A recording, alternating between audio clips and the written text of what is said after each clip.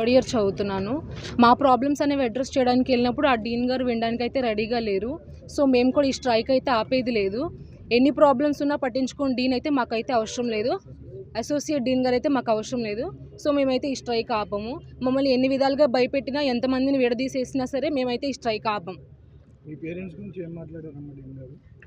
మా వాళ్ళందరూ వెళ్ళి స్ట్రైక్ గురించి చెప్పడానికి వెళ్ళినప్పుడు నా కొడుకునైతే నేను అబ్రాడ్ పంపించాను, మీరు ఎలా పెరిగారో తెలియదని మా పేరెంట్స్ని కించపరిచి మాట్లాడడము, లేదా మా పేరెంట్స్కి వేరుగా ఫోన్ చేసి మీ అమ్మాయి ఇలా చేస్తుంది, మీ అబ్బాయి ఇలా చేస్తున్నాడని వ్యక్తిగతంగా ఇలా ఏదో పేరెంట్స్కి అనుమానం కలిగించే విధంగా మాట్లాడి మా పైన నిందలు వేసేసి మాట్లాడి అంటే స్ట్రైక్ అయితే ఆపించేద్దామని మా అడ్వైజర్ల చేత, వాళ్ళ చేత, వీళ్ళ చేత, యాజమాన్యాల చేత అయితే ఫోన్ చేయించి మాట్లాడిస్తున్నారు.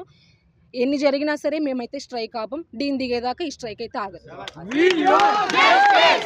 50 మంది అండి స్టూడెంట్స్ 3 రోజులుగా ఇక్కడ కూర్చున్నాం స్ట్రైక్లో.